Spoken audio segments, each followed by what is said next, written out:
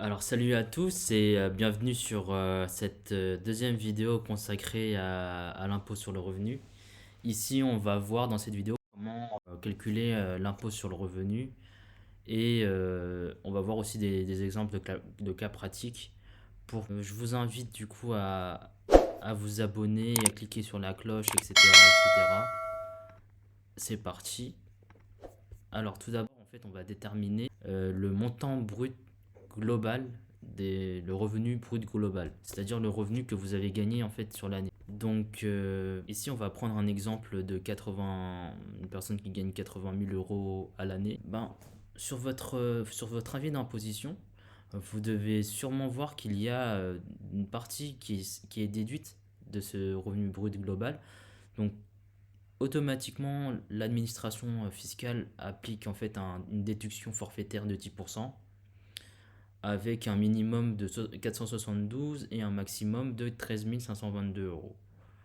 Ici, si on applique du coup la déduction forfaitaire de 10% sur les 80 000, du coup, ça correspond à 8 000 euros. Parfois, en fait, il peut être intéressant d'opter pour les frais réels lorsque les frais réels engagés au cours de votre activité professionnelle sont supérieurs du coup à la déduction forfaitaire des 10%.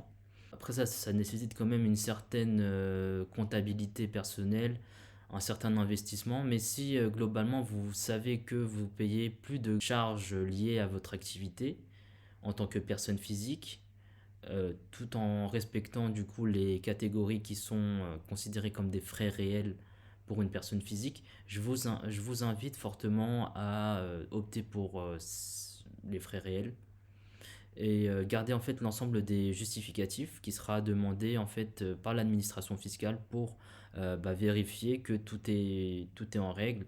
Je vais vous parler des charges déductibles. Ça permet également de déduire une partie des revenus imposables.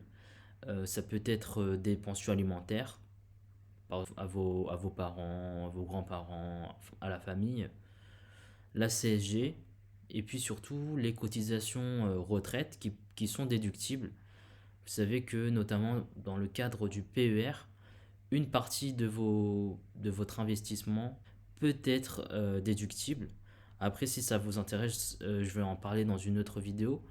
Mais donc, ça nous donne un revenu imposable de 70 000 euros. La deuxième chose à prendre en compte dans le calcul de l'impôt sur le revenu, c'est le quotient familial. Il faut savoir que selon votre situation, on va dire familiale, vous appartenez à certaines catégories. Il faut savoir que voilà, pour une personne seule, célibataire, avec aucun enfant à charge, euh, il y a une part de quotient familial. Et pour un couple marié, sans enfant à charge, c'est deux parts de quotient familial. Ce qui va changer beaucoup de choses derrière parce que ça peut du coup diviser par deux le revenu brut global imposable. Alors je vous ai récapitulé rapidement du coup l'ensemble des choses qui sont à faire pour calculer du coup l'impôt. Mais le plus important c'est de voir en fait en cas pratique comment ça s'applique. Alors comme vous savez en fait en France on a des tranches d'imposition, des tranches marginales d'imposition qui vont différer selon les revenus. Jusqu'à 11 294 euros, vous savez que vous payez aucun impôt. C'est-à-dire que même si vous gagnez 200 000 euros, sur les 11 294 euros des 200 000 euros, vous n'allez pas payer d'impôt. Vous allez payer d'impôt sur les prochaines tranches jusqu'à atteindre votre revenu. Donc ça veut dire que on va faire 0 pour la première tranche, plus 28 797 moins 11 295, puis on va appliquer le pourcentage de 11%, plus du coup la différence entre 82 341 et 28 798, on va faire fois 30%, etc., etc., jusqu'à atteindre votre revenu. Selon le barème progressif de l'impôt, on a du coup certains calculs qui peuvent être appliqués pour un calcul rapide de l'impôt sur le revenu. Donc je vous ai mis le tableau. Donc sur la première tranche, c'est 0. Ensuite sur la tranche à 11%, du coup on fait le revenu fois 11%, moins, entre parenthèses, 1242,34 fois le nombre de parts. Donc fois 1 si la personne est célibataire, fois 2 si le couple, enfin si c'est un couple sans enfant, etc., etc. Par exemple, pour une personne célibataire, on applique du coup la tranche marginale d'imposition de 30%. En appliquant la formule, on trouve un impôt sur le revenu de 14 286 euros. Pour une personne en couple, comme je vous l'ai dit précédemment, on voit que l'impôt sur le revenu a drastiquement baissé parce que en fait, le revenu imposable a été divisé par 2, d'accord. Et enfin, on va voir qu'avec des enfants, en fait, on rajoute une demi-part fiscale en plus pour chaque enfant.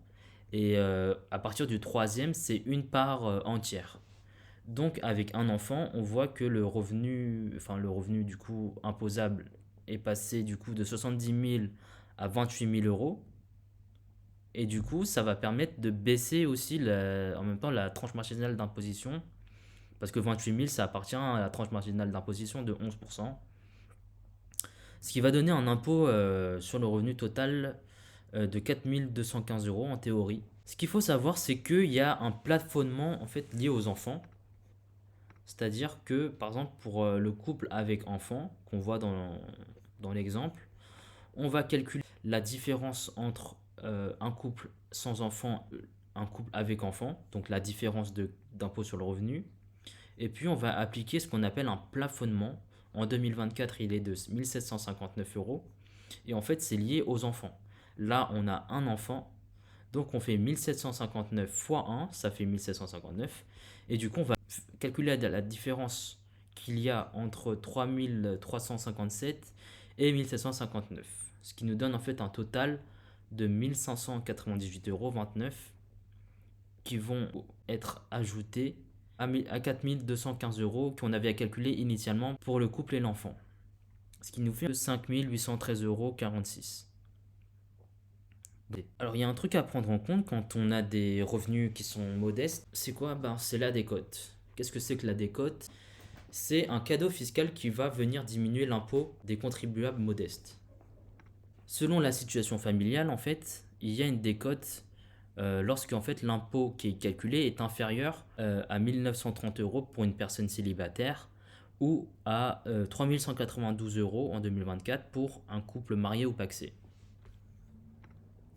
Et comment calculer la décote? Tout simplement, on fait 873 moins 45,25% de l'impôt pour une personne célibataire ou 1444 moins 45,25% de l'impôt pour une personne mariée. Concrètement, comment ça va s'appliquer? Alors pour une personne qui gagne le SMIC, là j'ai calculé du coup le SMIC, le revenu net imposable pour une personne qui gagne le SMIC, soit 15 106 euros pour une part, c'est-à-dire que la personne, enfin, parce que la personne elle est célibataire. En appliquant la formule, on obtient du coup un impôt sur le revenu théorique de 420 euros. Mais voilà, avec la décote, il a le droit en fait à un cadeau fiscal. Voilà. Puisque en fait, comme il est célibataire et que l'impôt sur le revenu est inférieur à 1930 euros, il y a le droit. Quand on calcule du coup les 1873 moins les 45,25% de 420, on obtient 683 euros. On fait la différence avec l'impôt théorique, donc 420 moins 683, c'est négatif, et par conséquent, il n'est pas imposable. Et cette situation-là, elle est applicable à toutes les situations qu'il peut y avoir pour des salaires modestes. Voilà, donc c'est fini pour cette vidéo et j'espère qu'elle vous aura aidé. Si vous avez des questions, n'hésitez pas à le mettre en commentaire et j'y répondrai. Et à bientôt pour une nouvelle vidéo. Merci beaucoup.